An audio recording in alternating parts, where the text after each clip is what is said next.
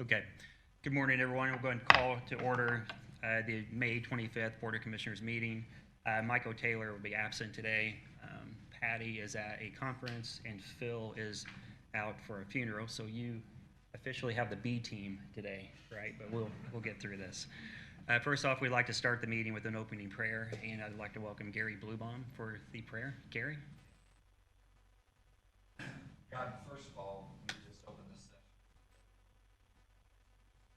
Open in Thanksgiving. Gotta sit and look at the docket today. All the things I did for. Don't let us forget that all blessings. Secondly, God, we just ask that through those blessings, wise decisions, blessing. That and got it again.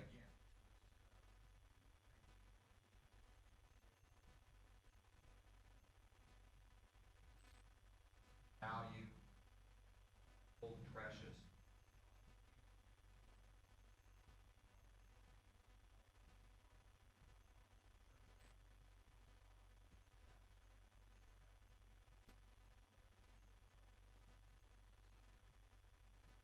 Amen. Amen. Thank you. Everyone should have received a copy of the May 11th minutes. Are there any questions or revisions? No. Nope. If not, I'd entertain a motion to approve. So moved. A motion made by Commissioner Arnold, and I will second. All in favor, say aye. Aye. Aye. Motion passes 2-0.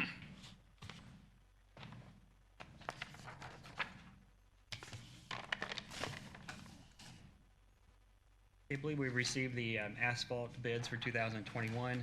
Grant has those in hand, so we will go ahead and open the bids. Yes, this is the date and time that we've set for accepting bids, May 25th, this morning. And I have in front of me 3 bids. I'll go ahead and open those. Usually I have Phil here to tell me what's important and what's not important, so just bear with me if you will. First one is from Milestone Contractors.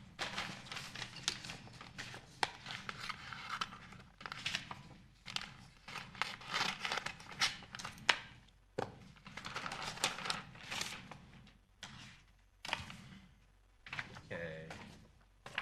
Anybody here from Milestone? Bond.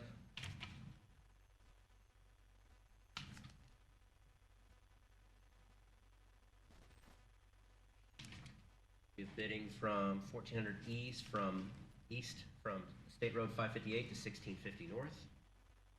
From north 1400 east from east 650 north to County Line Road. And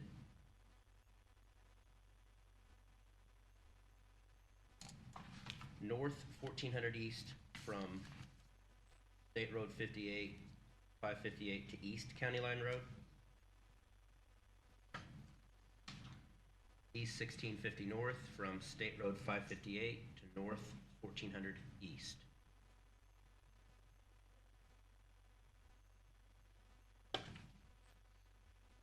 I've got total numbers for each of those 4 that I just mentioned, and I'll try to pick out a couple of things to read for anybody watching from video here.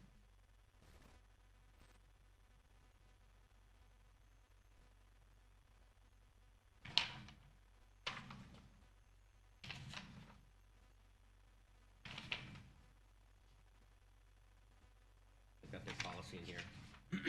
I'm going to read the total amount for each of those sections. Then generally we would take these under advisement and report back on the lowest responsible and responsive bidder. So for 1400 east from State Road 558 to 1650 north, section total is $55,392.30. Second part, north 1400 east from east 1650 north to County Line Road. Section total $75,803.80.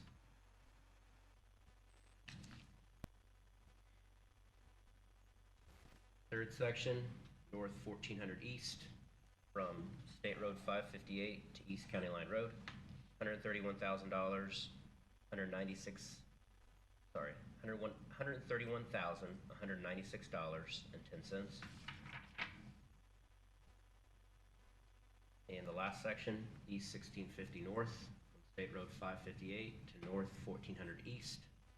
That section total is $38,649.70.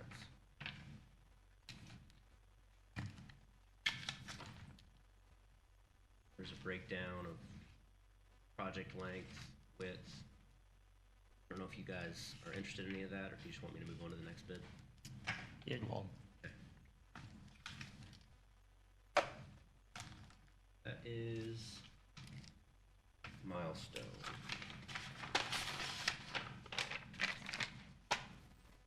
Okay. Have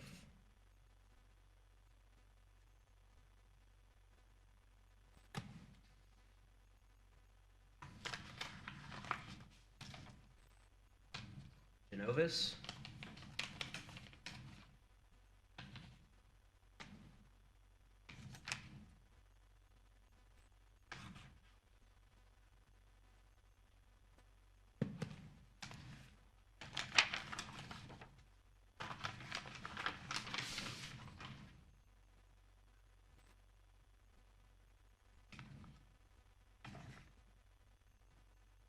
This is not a bid, this is actually Form CF1 for something totally different.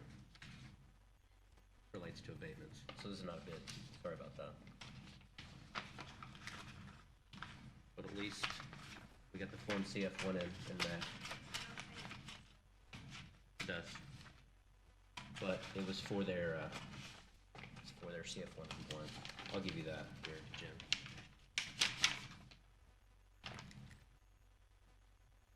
Okay, so the second bid we have is E&B Paving.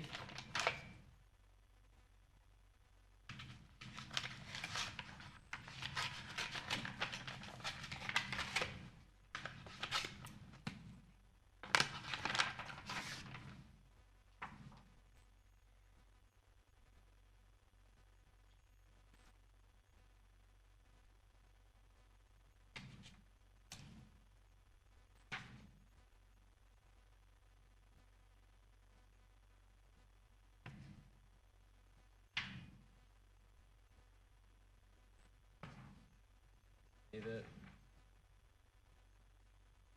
Okay.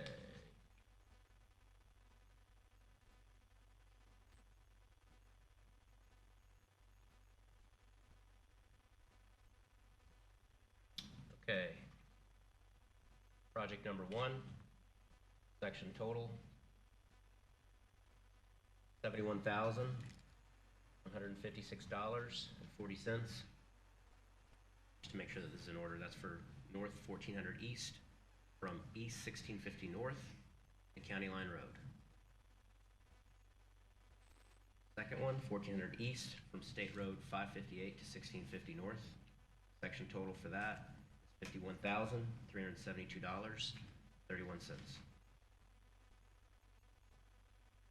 Number 3, north 1400 east from State Road 558 to East County Line Road. That section total is $122,528.71. Fourth section, east 1650 north from State Road 558 to north 1400 east. Section total is $29,150.90. Entertain a motion to take these bids under advisement.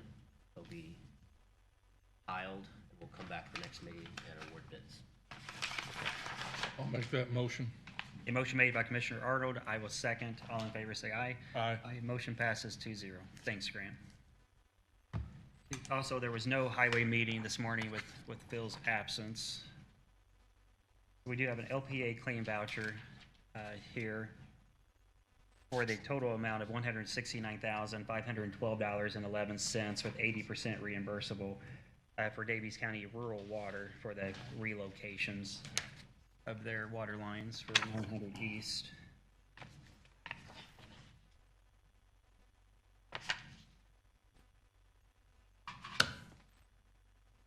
there's no questions, I'd entertain a motion to approve. So moved. Motion made by Commissioner Arnold. I will second. All in favor, say aye. Aye. Aye. Motion passes 2-0.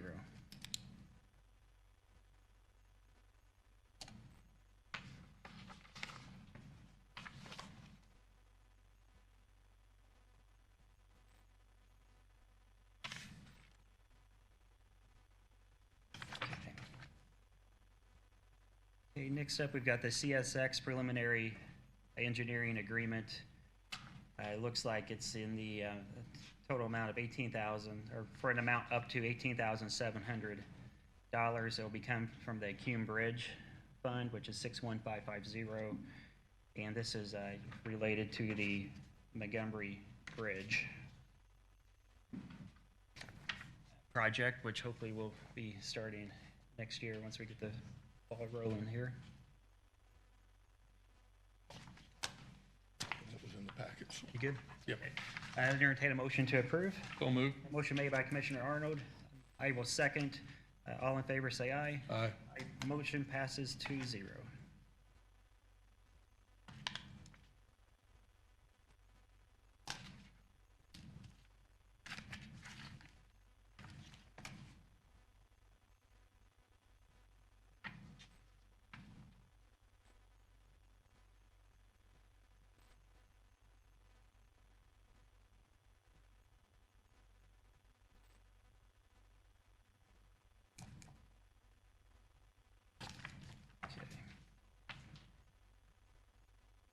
Okay, next up, we got the Memorandum of Understanding for the official detour, or unofficial detour of local roads, involving the bridge overlay on State Road 57 over Smothers Creek.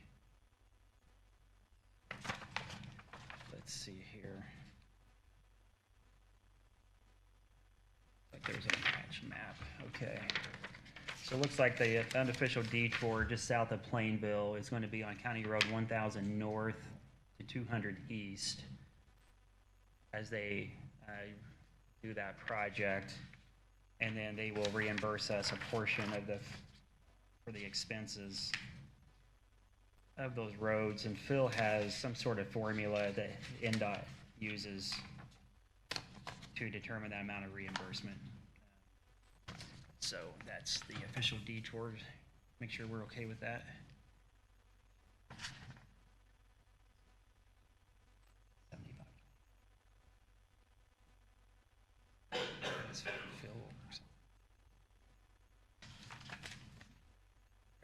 It's in order. Yep. In order. If there's no questions, I'd entertain a motion to approve. So moved. A motion made by Commissioner Arnold. I will second. All in favor, say aye. Aye. Aye. Motion passes 2-0.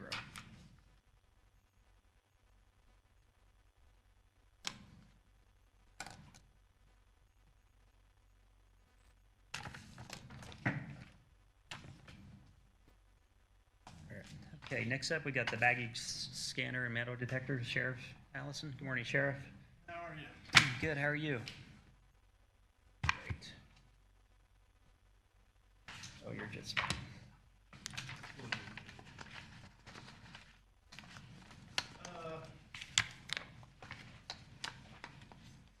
I think the first thing I've got copied there is when we moved from that building to this building, the alarm system push buttons under the desk, they didn't transfer. I don't know if when they moved out of there, they disconnected something, but it hasn't worked since. So I think they need panic buttons. There's a couple of different options. So this first is a wave system. That's what we currently have. And it transmits over a radio. I'd have to buy the radio, but I could buy that stuff out of 911. But none of this is in my budget. So, they definitely need something. Right now, they got something on their computer. They push a button and it calls the next door office. It also has a little slot under dial 911, but it doesn't call anybody. So we were very pleased with the wave system. This would get this building, that building, Diane, down there at Community Corrections. They have nothing down there. So, I don't know what your thoughts are on that. This quote I got back in January was for $23,600. That's for 100 button duress alarms, 3 repeaters, training, control panel. So, and then the next one is Area 1 protection. It's for an alarm system of sorts, panic button of sorts. It runs off a cell phone. And talking with Mr. Graber, this system runs off of a cell phone. We have a monthly cell phone bill for that equipment. It also runs off a cell phone for alarm system, which I think this building needs and that building needs. That building was broken into 2 years ago on a Saturday. 2 kids from northern Indiana who just happened to be in town broke into it on a Saturday morning, and an employee of the prosecutor's office stopped in to pick something up and busted that up. They tried to gain entry into one door by setting a fire. I was a kid when the courthouse burnt in '85, and it wasn't pleasant then, and I'm sure it'd be even less pleasant now. And then the next, when you get past that, that's an X-ray baggage inspection system. There's a few options there. I could go with they just gave me several different options on it. I could go with the cheapest one there. The reason I was waiting on that is because I didn't know where the courthouse construction was going to be. We had a meeting 2-3 weeks ago. It's gonna be a bit, so I'm ready to move forward with that. And also a metal detector that would go along with the baggage inspection thing. There is a metal detector up in Circuit Court. It doesn't work. Hasn't worked for years. We've got one over in our lobby. It doesn't work. Hasn't worked for years. Those were purchased Judge Dwyer and Judge Arthur's time. They were never really used as planned. Nobody watched them, so everybody walked through. They just beeped all day long, and judges got tired of hearing it, so they moved them away from their doors, and said ever since. And there's 2 different, I got event metal detectors, and it's $3,270. Then the last thing is the wave, that's explaining the push button with the radio system. Okay, So, so we got 2 different, yeah, we got different 2 items. different prices on the metal detectors. And I got 2, maybe 3 different not body scanners, but baggage scanners. And they would be put at the entrance of the east door over there. Okay. So, all right, the let's- rest is just up for discussion, I guess. It's, yeah, maybe let's if unpack that's this. something you wanna do, Well, let's unpack this one thing at a time here. Let's start from the top down on this packet. The buttons, the panic alert buttons. right. We got 2 bids, one from Wave, one from Area 1 Protection. right. And then Area 1 Protection, we got 3 here, one from each location.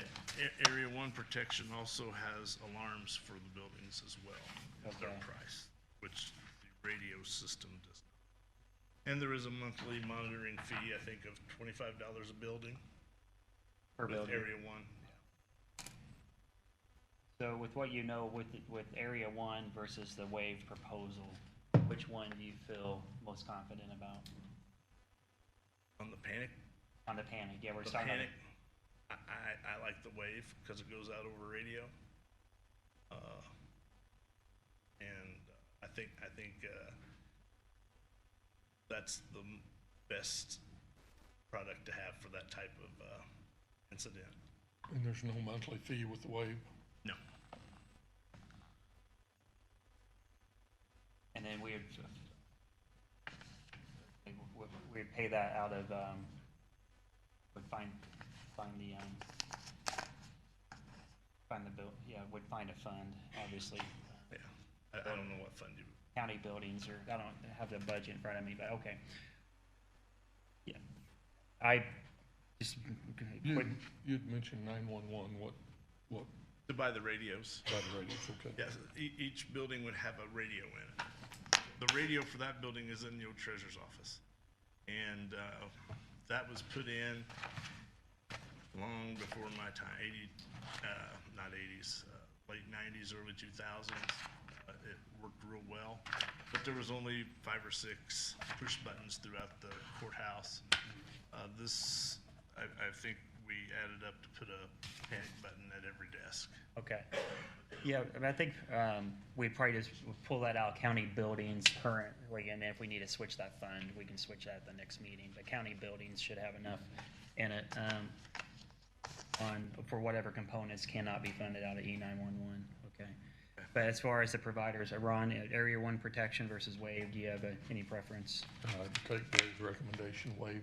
WAVE, okay. Okay. All right, I'd entertain a motion to move forward with the WAVE system proposal for the duress alarm. The total amount of $23,650 to be funded out of county buildings or E911. And E911. And Yeah, E911, yeah, yeah. we'll buy the radios out of 911. Right. So I'd entertain that motion. So moved.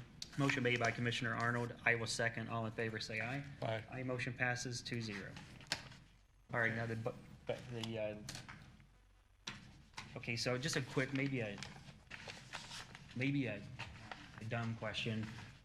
No such thing. You haven't heard my question yet. Okay. So, if we have a metal detector, what's the reason for the baggage?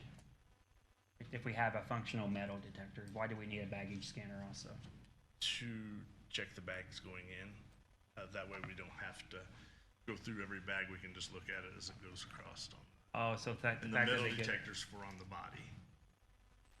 The person walks through the medical detector and it's just for the body. And then Oh, the okay. baggage would be like, they throw a bag on it and go through, like it going through. because obviously they're gonna have something metal in the bag. Right. Okay. And so I just gotta ask these questions. Right now, we've not had one in 7 years. So why do we need one today? Haven't had one longer than that. Which, Yeah. okay, so then I really wanna know, why do we need one today? Well, I mean, I think it's the right thing to do for that building. You will find, and our studies show that law enforcement officers get killed or injured when they are taking someone's freedom, right? And that building there, they get their freedom taken, either through probation, courts, or some other way. That's a part of securing the courthouse, in my opinion. Okay. It ultimately lies with you. This is what I would like to have. I think it's important for over there. So, but, and again, I don't know how long construction is gonna take, but this was something I wanted to do, but I thought we'd just sit back and see how the construction was gonna go.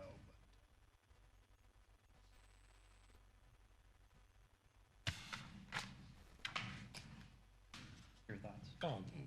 Equipment that you need, and once the construction is through, this equipment you still need, Yeah, it'll be transfer moved. over. Right, it'll transfer wherever we And need on, it. okay. And again, I don't have to have the top of the line baggage scanner there for that. And these quotes were in January, so they may have changed some back then. So this would only be at the courthouse, right? Right. Okay. I mean, I definitely, now that the courthouse is a judicial-only building, because obviously freedom is defined pretty broadly, so I mean, if I'm coming in paying property taxes, I probably don't prefer to anyone to scan me, so to speak, you know? So, but if it's a judicial-only building, that's a little bit more relative. Okay. You can think about it. I I'm in no rush. Oh, no, I mean, I'm not against it, I just wanted to think this thing through here, and so, and then we would pay this out of the, which fund would you think we'd pay this out of? I don't know all your funds, Nathan. I You know barely yours? Yeah, I barely know mine. No, All right, but yeah, 911 won't cover this. I know your body scanner over at the jail, we paid that out of the, COVID money that we Right. moved over to the rainy day fund. Right. So obviously, let's follow that process, because there's monies left there. Right. We would, there's a form that we would fill out that we would use for that Okay. money. Along with the metal detector as well, Yeah, as long, out of both. I think you can pay him out of that. yeah, because it's a touch, it's hands-free, Yeah. touch-free, so that would be COVID related. Every salesman I talk to now tells me how much money we're getting from our, so. Well, this- what would we do without our federal legislators, right? Yeah, I just wanna hang up on them as soon as they say it, but, So we would do one metal detector at the east entrance of the judicial building. and it would be manned, so. Okay. And that was all we would do for right now. Metal detector would be great, and the body scanner No, I mean, just one metal detector today. today, that would be great as well, but I also would like to get the body scanner. That's for your jail. No, it's for the interest of the courthouse. Oh, so you want a body scanner for the courthouse? Baggage scanner. Baggage, I think you said body. I probably did. Okay, I was gonna say, because we got a body scanner, now we got a baggage scanner. It's a baggage. I think we got everything scanned at this point, Yes. right? I'm confused. Yeah. Do you have prices on the baggage machines? And you said you don't need the most expensive, so Right. what's Well, the first one there on top is 25.9. The next one's 34. And there's a 530. There's a couple others, but those are more expensive than the first. The difference, I really don't, I don't know why the prices would be Yeah, the descriptions are the exact same, aren't they? near, yeah. 1 meter exit roller, that's $1,100 down at the bottom. And there's a few things different in the top there, it looks like. But Yeah, one's 26,000, one's 18,000 on the top line. One's a 60-45 and one's a 50-30. yeah, That's the model. Okay. I really can't tell you the difference between. Okay, well, perhaps on that one there, I mean, I'm personally not against the baggage scanner, but obviously I'd want to know the difference between the 34,000 and the 25,000 I can before we get more proceed. information. Let's go ahead, if you don't care, let's go ahead and table that one, and then On the metal detectors. metal detector, there's two different ones. And I don't mind going with the lesser of two even in the price on this one. Where is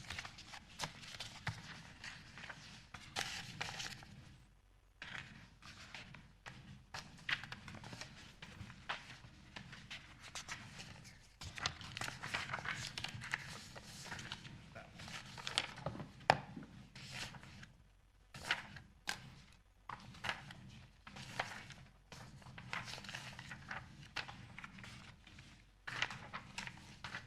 Yeah, it didn't get attached to anything else, but So I see one in here for 33,217. 1,270. Yeah.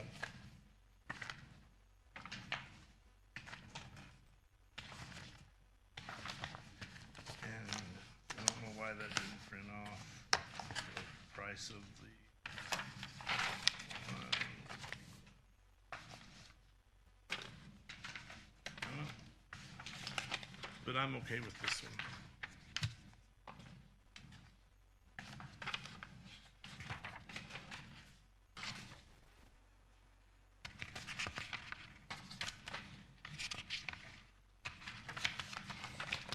And then there's a trade-in credit of 400, so they would take the old one. Old two. We Okay. got two metal detectors. So that 400 is for the two old ones? I think so. Okay.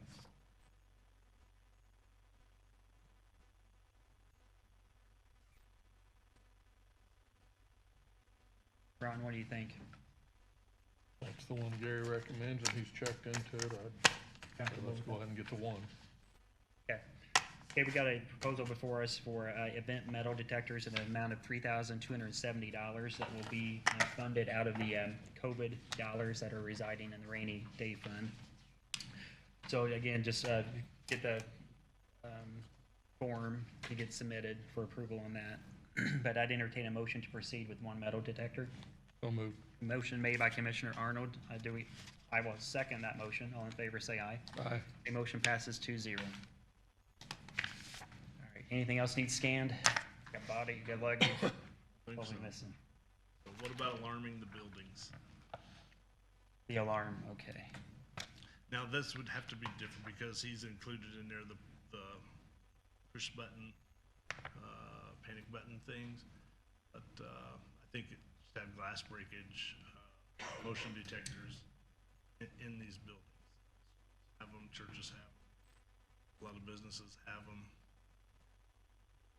Buildings are targets. So, Western Indiana.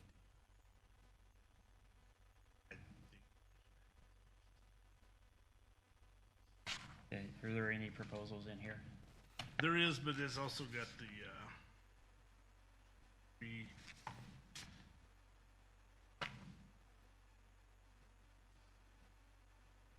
quotes are from February 15th, 2020. One price is $10,405. This is for the courthouse. If you look at the quote, it says to Daviess County Courthouse, and in parentheses, courthouse. Do we have that? What you were referring to? Should have. I don't see it. Not quickly seeing it. But you say it's from February 2020? February 15th. 21, okay. Can you give us those numbers again, Gary?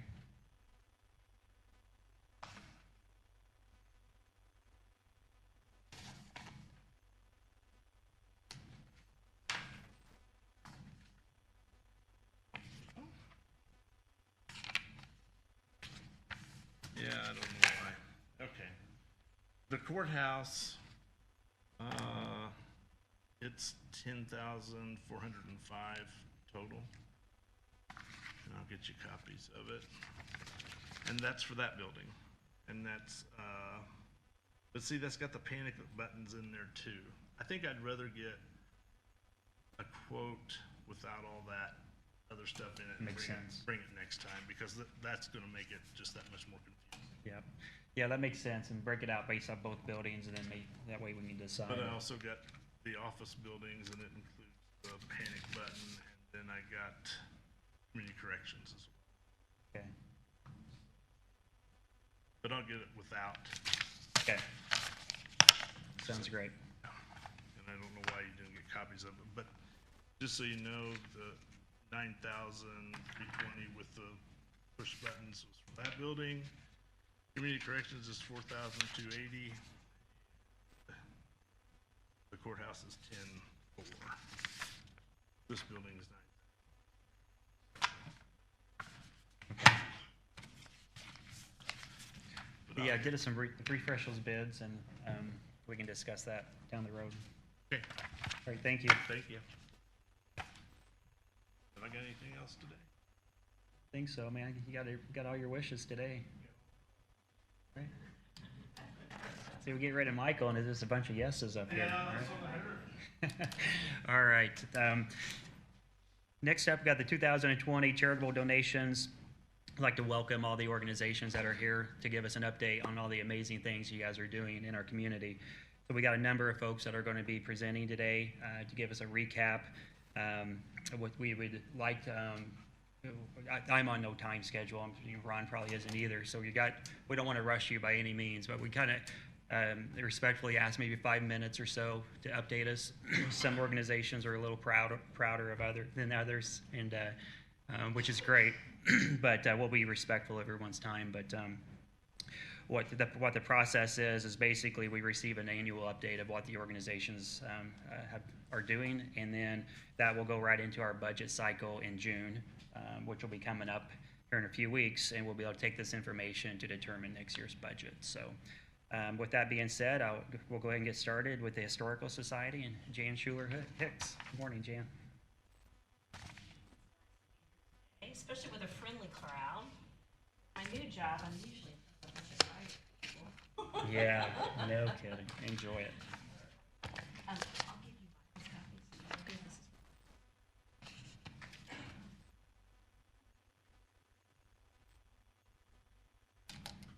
So I've made you a handout here. I'm not going to go through every one of these slides. This is something that you can look at your leisure. And I've also provided you with a copy of our approved 2022 budget, so you can see where our money's being spent. Want to start off, we always start off with our mission statement, because everything we do at the museum every day revolves around this mission statement. And basically, to summarize it, the Daviess County Historical Society, we're dedicated to the collection, preservation, research, and exhibiting artifacts, documents, and historical relics of any medium that's significant to the Daviess County history. Next slide, just want to kind of go through our current board members. We've got some new board members we've brought on. Something that we found is that certain people in our community have assets, and those are assets that we need at the museum. So we've got new board members like Joe Wellman. He has a banking and finance background, but also he has a background in government, and especially as we go for these state grants, that's important. Bruce Smith, local attorney, he's our collections manager. People like Monty Critchlow, another new member. He's an avid researcher, and he's a Civil War historian. Next slide, some of our services. One of the most things that I think we're most proud of is we've come into the next generation, because everything is online now. So if we're going to reach that next generation, we have to be online. So we have a new online service. It's called Past Perfect. Right now, we have over 14,000 historical documents, photos, and artifacts that are out on this website. And during COVID-19, this was a huge asset for the museum because, of course, we were shut down. People couldn't come in. So that online service, they could go out and they could do research. You can type in Ron Arnold, and there'll be some information about Ron Arnold's family, pictures of the grocery store. All those things are out there online that everyone can access 24/7. I've provided the website there. We also did a new thing with a virtual tour. You can go out to our website now. We used a local contractor came in, and it's amazing. You can walk up the steps of the museum. You can go up to each one of our exhibits, click on certain items. It tells you the history, what it's all about. It's just, we're so proud of it. It's very cool. So we've gone online. We've also gone online with our genealogy services and historical research. So you can do all that virtually, and then we can also do that through our volunteers. One of our YouTube videos, we got 20,000 hits on a YouTube video. So pretty excited about our online services. The next, I just gave you a little slide that shows like what's in our collection. Stella Bogner, she was a teacher here in Washington. From 1875, she died in 1961. As most of you know, the museum, the courthouse burned in 1927, destroyed so many historical records. Well, Stella Bogner kept scrapbooks. We have over 60 of her scrapbooks where she hand wrote and documented marriages, deaths, and that's a resource that we use. We can't find that information here anymore at the courthouse, but the museum is the holder of that information. So we basically see ourselves as an asset to the community. I've kind of listed out a lot of our exhibits that we have. We actually have what we are professionally curated exhibits. Why? Because we have 50 volunteers We have 20 volunteers who are dedicated, who are in that museum at least once a week, twice a week. And they've all taken courses to become certified in curating and developing exhibits. From an educational standpoint, we've come a long way. We have, unfortunately, because of COVID last year, we had to cancel most of our programs, but we do monthly and quarterly educational programs. We have free meeting space that's available to nonprofits. I think some folks in here have actually used our museum before. One of the best things we do is the education for the elementary and high school students in our area. We do tours. We have a new history scholar program, and we also do genealogy workshops. Now it comes to the money part.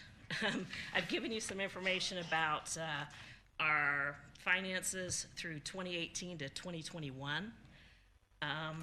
Just wanted to note, especially on this, that it was suggested to us that we really start taking a look at developing a rainy day fund.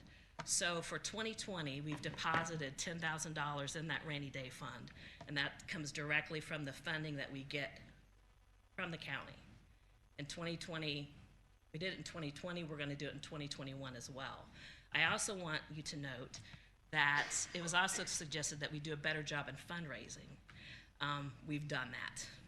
So currently at the Daviess County Community Foundation with the Historical Society Rex Myers Fund, we have $54,244 in that endowment account. And that's thanks to some people right here in this room. So for 2022, we're asking again for the $50,000 that we've received over the last several years.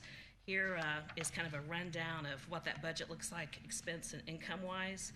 And if you flip to the next page, I kind of did a financial overview so you can compare to our actuals of 2020 and what we're proposing in 2022. I just want to note, during COVID, we couldn't have our annual gala. People couldn't come to the museum. And we had budgeted $25,000 for individual memberships. We received $23,355. And that shows you the community's commitment to this asset that we have.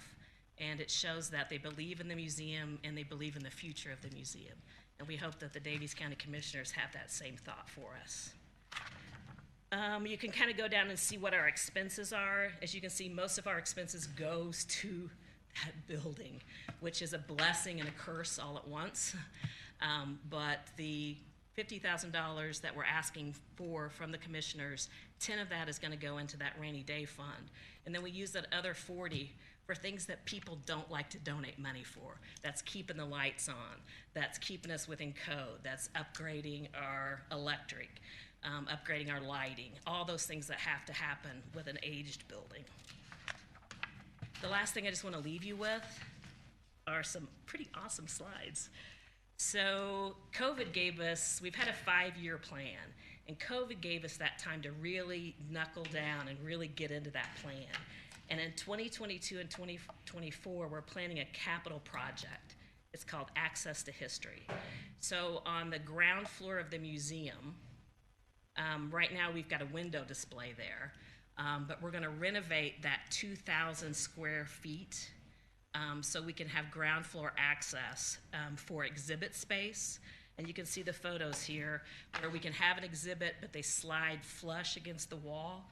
And then you can see the next picture with the open concept meeting room that will give us meeting space for 125 people. And you're asking, what? We have 100 people coming to most of our educational programs. So we needed to be able to expand that, and we need to be able to do it on the ground floor. So this is a project, we have an estimated budget through an architectural firm that we hired through a grant. The total project's $100,000. We've just applied for a $50,000 grant with the Indiana Historical Society, and we've been shortlisted. So let's keep our fingers crossed and hope that happens. Sounds great. All right, thank you Great guys very job. much. I want to thank you for the funding in the past, and please consider us for the future. All right, thanks, Jan. Okay, great. Next up, we've got Kim Herbert from Rsvp. Hi, good morning. Thank you. Yeah, sure, that'd be great. We'll get it to him. Thank you. Thanks, Kim.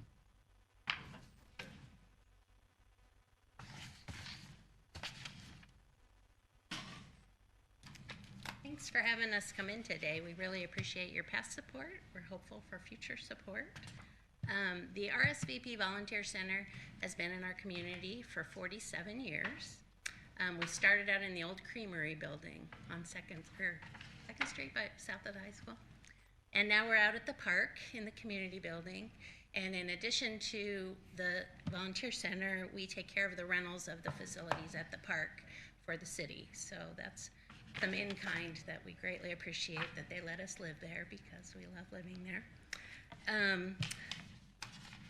The commissioner's funding supports not only our projects, it also helps us meet our 30% match required from a federal grant through the Edward Kennedy Serve America grant. Our priorities right now are food security, disaster preparedness, and addressing mental health issues for older adults. We've addressed those three things in the past year, basically due to COVID. COVID hit us hard, just like everybody else. And our demographic is adults age 55 and better. And they were stuck at home, and they weren't used to being stuck at home. So I know Commissioner Gebhardt helped us deliver some meals last summer. We had 230 seniors.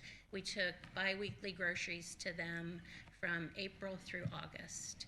And there was no financial requirement. It was more the folks that either had fragile health, that couldn't get out to go to the grocery for themselves. There were some that were financially needy also, but sometimes we were the only people they had seen in 2 weeks. And the mental health aspects of COVID have hit our folks just so hard. We hear every day. We are opening back up. We're doing small groups of 12 or fewer. We have no problem meeting the request for volunteers because they're ready. They're ready to get out. So we're happy about that. We're currently starting our strategic planning for 2022 through 2027. We will continue to address food security, mental health, disaster preparedness. We're gonna also look heavily at environmental stewardship and education and wellness. Those are both things that we'd like to address in the future. We have 365 volunteers right now. About 303 at last count have been active. We're looking at reaching out to the folks who haven't been active to see if they're ready, to see if they're comfortable coming out. In the annual report that I gave you lists our mission, and our mission is twofold. It's to both serve our community and to provide volunteer opportunities for seniors for the benefit of both themselves and their neighbors, their friends and neighbors. So, do you have any questions I can answer? No, everything looks good. Everything looks good. You guys are providing a great service out there. Thank you. Brian? No, I'm very familiar with the organization. They do great work. Great. Thank you for being here, Kim. Okay, next up, we got Chance Berry. Good morning, Chance, from 4-H. I think all you guys have got the letter that kind of outlines part of our cost, but no, 4-H doesn't need much of an introduction. We've had so much going on the last 3 years out there, and you know, new buildings, total new renovation. Give you the numbers for this year. We've got 320 youth in the county, 100 approved adult volunteers that all go through the process and, you know, background checks, all that. There's so many more volunteers that you all know that, you know, we just don't necessarily have through that process, and 13 clubs. Hope you guys have actually been out there in the last couple months to see the transformation of, you know, we went through the food court and that type deal, the mega barn, but then the hog barn that's changed in the last, you know, couple weeks. That's been huge. Big shout out to Jones's. I think most of you are familiar that hog barn and over 250 yards of concrete all came from Jones's, which is pretty neat that you think of that mega barn and that all came from JJ's, you know, just how it just keeps A&R actually hooked up, and we have all the lights, all the receptacles going in that building yesterday. That was pretty neat too. One thing I just want to make you mindful of the $480,000 of actual cash that has been spent, not the in-kind donations that I mentioned with concrete and things, there's not one penny that went out of the county. You have DC Metal, you have A&R, you have Buchanan's. Every dime of that stayed as local gets, and I just want to mention that. To break off of the building and grounds and kind of the things that have been moving on that front, and just look at our true cost, the things, the insurance, the utilities, the things that, you know, mentioned before, people don't like to donate for. Our insurance, as you see, almost $14,000. We're asking for 15. We are actually in the process. It's hard to do. We can't sugarcoat it. Farm Bureau gave us $50,000 out there, but at the same time, we're going to Thompson's. We're going lots and lots of places and requoting insurance. We'll make you mindful of that to hopefully get that number down. If you look at the utilities at 5,000, that number usually close 8,000, 9,000. But think about what we've been through, as you well know. Not as many events. The 4-H fair not lasting all week, just showing each night. The water, the electric was so far down. So those expenses, luckily, are actually going to go way back up because we're going to actually be there, thankfully. So the maintenance piece, has kind of been a lot different because what do we call maintenance and what do we call new? We've been, that's a great thing to have, and we've been fortunate there. But the thing that's really set us back the last months as we go through these recent projects, we had X dollar amount on our bids, for certain things. Like in November, we knew this 40 by 60 building should have costed $29,000. And the electric, we added all this up. Now, we're very fortunate to have the donors and the money we did have and set on about $60,000, $70,000 because that has all been ate up. And what those price increases are on the lumber and the metal and the electric. And but we started with the community foundation, a new endowment. It's got about $15,000 in it. Our hope was the more cash we had on hand to grow that endowment. We wanted to be able, when we were done out there and have all the new buildings that we were shooting for, to have money left in the bank to go put in that endowment. Right now, we're not set for that to happen since we had to spend that money on the price increase. So, long story short, we're still in great shape because of great people, but I'm just mindful that the 15 we're still asking for to pay the basic needs, doesn't even cover that. So I feel lucky to be able to ask you to not even have to cover all of our insurance, all of our utilities, all of our just basic, expenses. Any questions about what's going on out there? None for me. I mean, you guys have done a great job eliciting community support first, and which is always. We're looking forward to being like the farm to table dinner and the 300-400 people out there and $15,000 in silent auction. We're looking forward to getting back to that. Right. Ron, you have any questions? Nope. Awesome. Well, thanks for being here today, Thank you. Chance.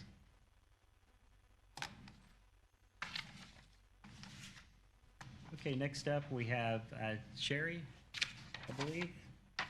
Treadway from Four Rivers. Hi, how are you? Sure. Hi, how are you? Good, thank you. Good. Also, Sherry Davis from Connections is not able to join us today, but we will review her packet as well. Thank you for having us today. We appreciate all of the support that you've given us in the past. Four Rivers has been around for many, many years, almost 40. So we've done a lot of work in this community. As you can imagine, and as other people have spoken, this last year has been rather challenging for providing services to people. As you know, we do a lot of one-on-one services with people. We have a group home in Daviess County. We do a lot of supported living services for individuals who live in their own homes or apartments or with their families.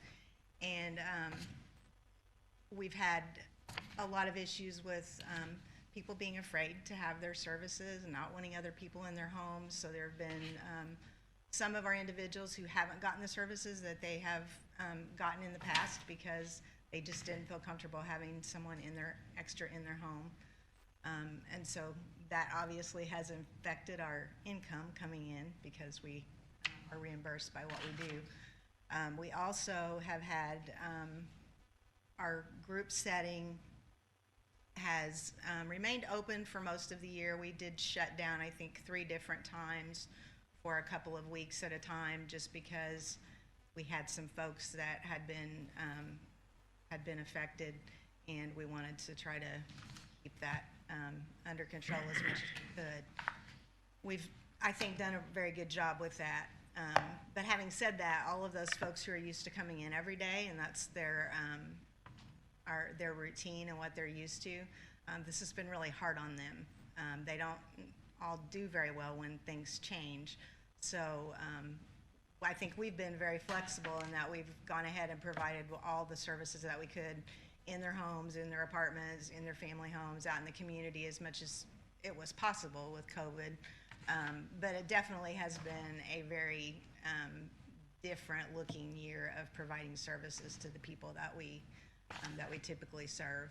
We have about 75 people, adults and kids in our services in Daviess County, and we continue to serve them. We have several people that have been referred to us that would like to have services, and as you can probably imagine, we're having a terrible time with staffing, and that's probably right now our biggest challenge that we're facing. There are a lot of people that don't want to work right now, and so we're having trouble filling positions, and that has probably been the hardest thing that we've dealt with during COVID. There's been a lot of reasons for people to not come to work, including financial reasons. So that has made our jobs a little more difficult. And we've had some staff that have really been troopers and have stuck with us and hung in there and have been working amazing amounts of overtime to make sure that we keep people safe and that we keep them served. So I've also included the last financial I had was from the end of March, and as you can see from that, we're having a pretty rough year as far as our income versus expenses. We've obviously had a lot of overtime due to those staff shortages, so that has impacted our budget heavily. Anyway, we very much appreciate all of the support you've given us in the past. We are fortunate to have funding from United Way. We are also received some funding from the foundation, and those things have helped keep us going. A few of the things that we did over the last year to kind of help with the pandemic situation, we made our warehouse area, that's about half of our service part of our building side, usable space, so that we could keep people more separate. Sometimes our folks don't do that great with social distancing. And so we've had to be really creative about getting people into different areas so that we can maintain those social distances and still have enough staff to take care of everybody. But we have a new pickleball court in our warehouse area, which we weren't sure if it would be popular, but we have people back there all the time playing pickleball, so it's been really cool. And then the ones that don't play are back there cheering the others on. So we've got a half basketball court back there too. So we've tried to make some things happen that are a little bit more fun for folks to do and still be a little bit spread apart. So, do you have any questions for me? The only question I've got is on these two sets of financials. So I see that the cost center of 4,700. Yes. I'm assuming is not included in the other set of financials. It is not. So these are- That's our Kid Stuff Preschool. Okay. It's in that same building. We're all kind of under that same umbrella. Yep. But the other services are adult services. Okay. Great, thank you. Ron, any questions? Nope. Great, thanks for being here today. Thank you very much.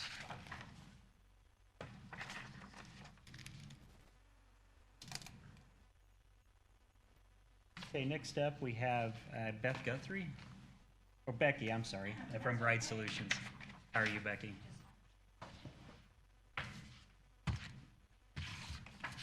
Thank you,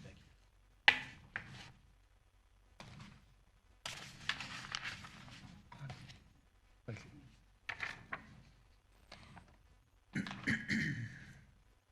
Well, thank you for inviting us, and we want to thank you for being there for the last 20 years for us. This is our 20th year providing public transportation in Daviess County.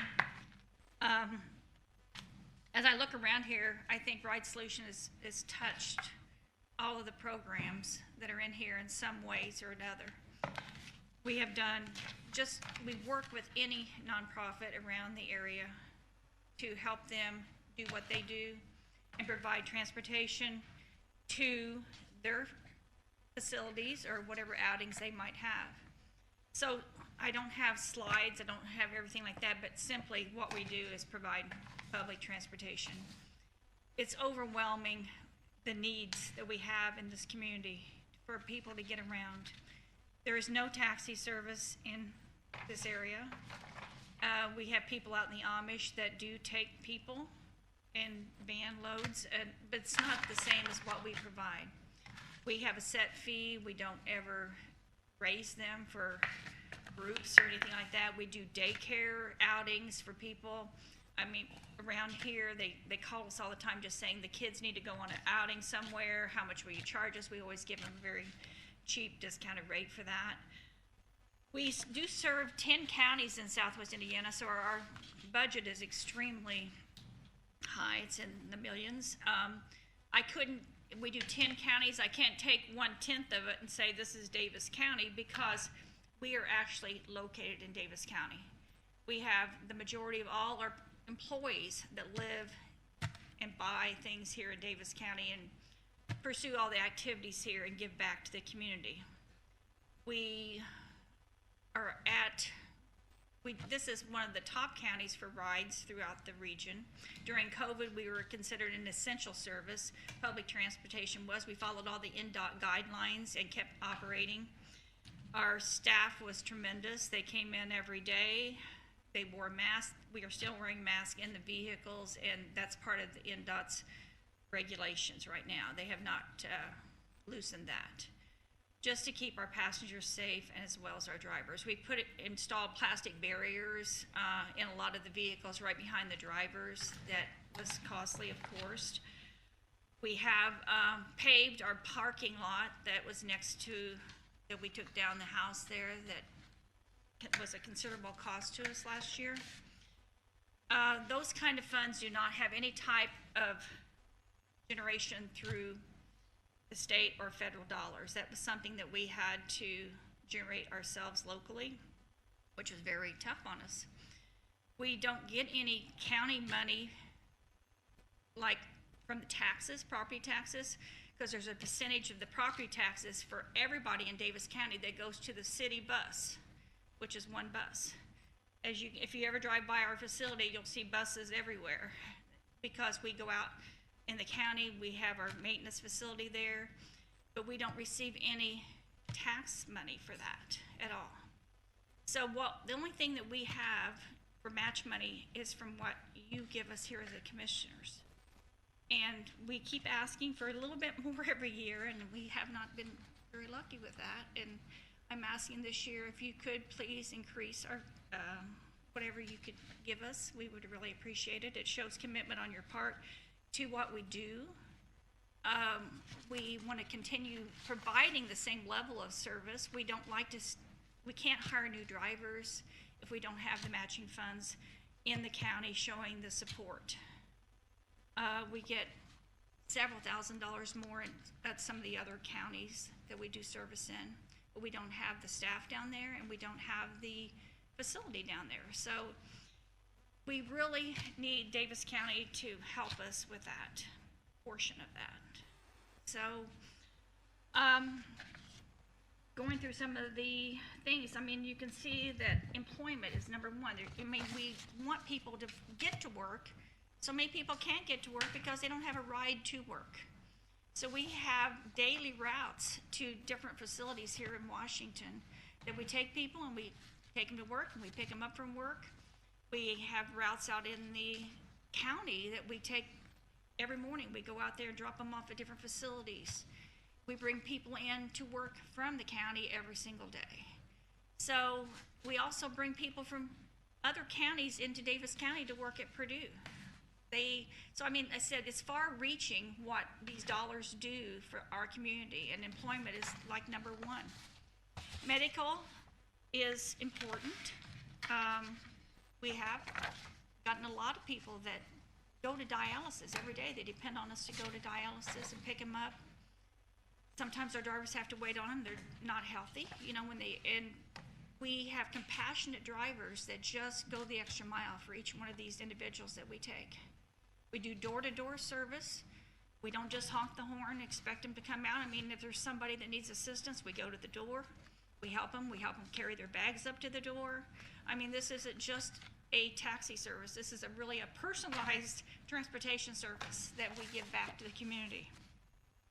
We do a lot of school-related trips. Special needs uses this for the special education to take people back and forth to some. We have to bring them maybe from North Davis schools because they don't have the same programs that we have here in the town. We move kids around to different schools. Daycare, same way. We take them to after-school daycares. So we get federal and state dollars, but we still have to have matching funds. So we just would appreciate if you could help us out with that a little bit more and have a price increase to at least $10,000 for this year. Like I said, we've been here for 20 years now, and we don't want to go away. We want to keeping us here in the county. We reduced our fares last year during the COVID to help people be more, more affordable for the people that were out of work. It seems to have, people appreciate things like that. If people can't pay the fares, I mean, sometimes we have the hospital call us and they say, hey, we've got somebody here, they don't have a ride home. Can you come help? They don't have any money. Can you help? I mean, we send one of our drivers. There might be somebody one of our dispatchers that can also drive, and we send out one of our dispatchers to go pick them up. I mean, so we are always ready to help out, and more so in Davis County because we live and work here. So we thank you for your support, and we ask if you could stay with us, and if you have any questions, and if you want to see our facility, we'd love for you to come and see our facility sometime. It's a beautiful thing that was a total grant through the ARG funds way back. So. That's great. You have any questions? Say you take people to work and pick them up. Yes. Is there any limit on how late your drivers will run? We work 6 to 6. 6 to 6. Yes. Gotcha. So we, like I said, our drivers actually get up 5:30, to pick up people at 6 a lot of times. So, and then sometimes they come straggling in. So our dispatchers are there until later because we have 4 of our counties are on Central Time and 6 on Eastern. So we need to cover that time period when some of our drivers are out later. So anyway, we try to make sure that, and then when we don't go to Knox County on a regular basis because they have the Van Go system over there.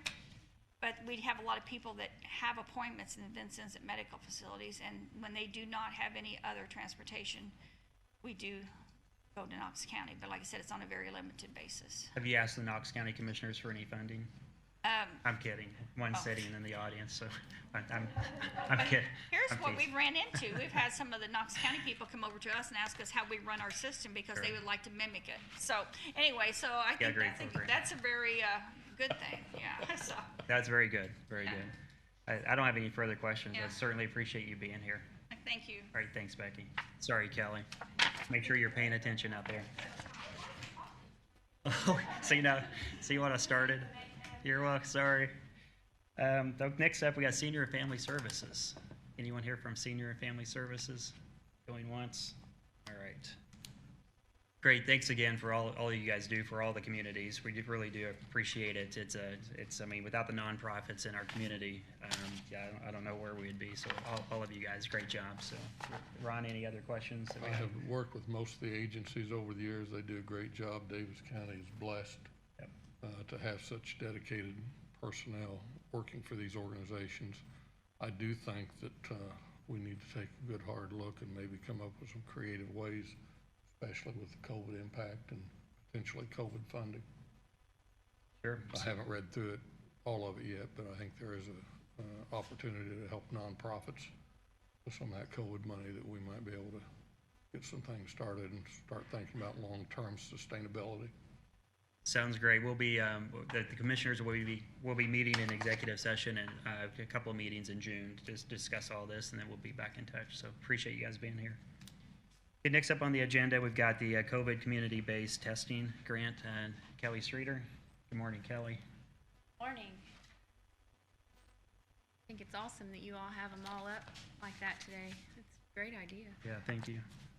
I'm here to make requests. I'm here before you today to make requests to accept $50,000 from the state of Indiana State Department of Health to continue providing services here in our community for free COVID testing.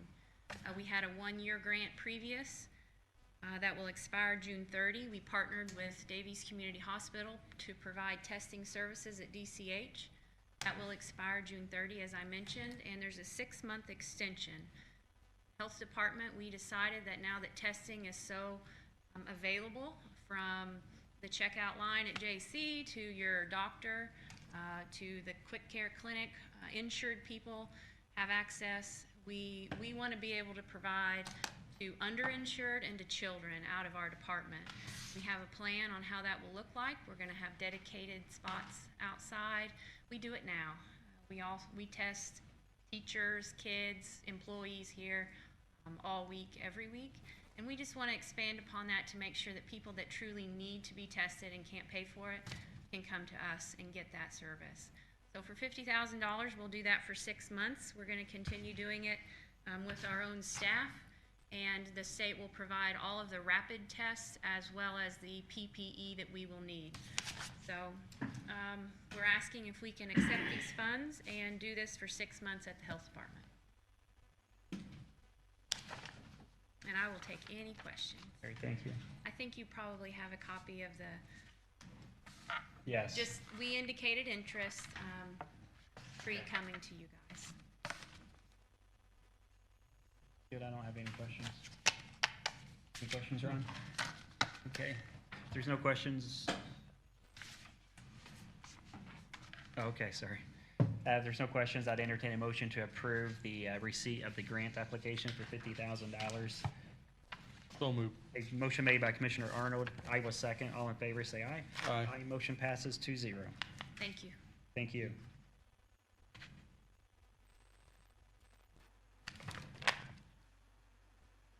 Okay, next up, we have the SIDC Small Business Relief Grant draw number 5. Let's see, anyone from SIDC? Nope. Okay. So it looks like we have the amount of $10,000 of grants. Let's see here, what have we got here? That are going to be drawed upon. And let's see here. Okay, so the two employers are Graber Auctions and Washington Heating and Air. So we got that before us to approve. Any questions? Nope. If no questions, I'd entertain a motion to approve. So moved. A motion made by Commissioner Arnold. I will second. All in favor, say aye. Aye. Aye. Motion passes 2-0. I'm gonna leave this one for Michael since they've got his name already pre-printed below here. All right. Next up, we've got the ARPA fund. For committee update, I believe the ARPA committee may have met over the past couple of weeks. Met once, kind of set the guidelines. Patty is on top of it as far as being able to draw the funds in. We will have another meeting, hopefully after the council meeting next month, with Bryant Niehoff with the Development Corporation and Joe Morris to get an idea on just what is going to be allowed and how to put in place the application process. Okay, great, great. And I believe we're reviewing a few different ordinances as well that your committee will take a look at. Sounds great. Don't have any other questions on that. Okay, moving right along, just a quick central dispatch update. The county and the city task force have been meeting numerous times over the past several weeks to keep this ball moving forward. Right now, we're basically at a juncture just to make sure that all the commissioners are aligned with the general direction that we're going. We don't have the details actually today to present, but just from a high level, the overall bullet points I wanted to share is obviously there still is a lot of commitment from both sides to get this thing moving forward, to combine our central dispatch, our 911 services with the city. It would be in a structure of a cost share structure, maybe related more to population. There will be a governing board, there will be a financial board makeup. Our general goal is to get this moving forward sooner than later with the anticipation over the next maybe even 30 days to be able to present something back to the commissioners that's more detailed.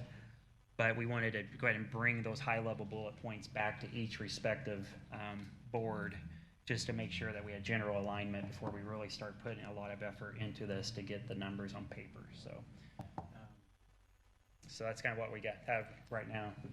Do you have any anticipation of bringing Baker Tilly back into the mix to try and get more updated numbers from them, or are we just gonna handle it on our own? I think we're gonna handle it on our own right now. I think that we're like, you've made a comment in the past on Baker Tilly that typically the numbers are a little more conservative for worst case scenarios. And so I think the numbers we're going off of are based off the high side scenario. And I think we all have the mindset that the reality is going to come in under Yes, that. I'd heard that they had quoted a piece of equipment that almost $50,000 that we're not gonna need because we already have it. Yeah. So they really didn't do their homework on their projections, Yeah, you know, which is disappointing. That was a recording.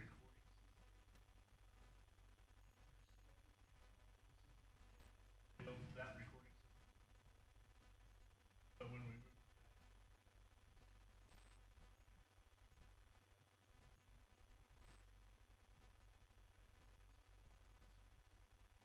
Yeah, but you're gonna have to do that anyway. so so we're not planning on engaging them anymore. I think the numbers we have will get us moving forward. Both sides have committed to funding a bucket of money, so to speak. Right now, it's up to $300,000 total that each side would fund 50%, and would fund it as we go. If we don't spend it, obviously we won't fund it. And then, we really want to get this thing rolling. This fiscal year, this thing will be either moving forward or it will be no longer discussed. But I think from my sense, and Gary, you've been in all those meetings, both sides are really moving in the right direction. And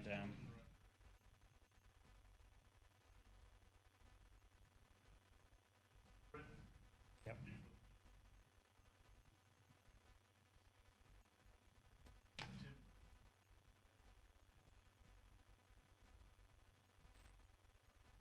Yep. Yep, that's right. So from a high level, that's the direction we're going. So if we get the blessing from this board, we're gonna go ahead and get those committees back, probably on a weekly cadence and start getting the numbers crunched. So, any questions? All right, sounds great. Anything else for the commissioners? Did we address everything? Ron, did you have anything? No. Okay, if there's no other questions, I'd entertain a motion to approve payroll, claims, and to adjourn the meeting.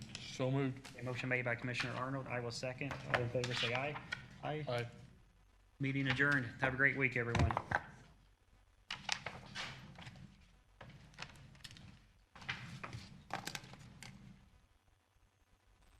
Had some conversations with the mayor.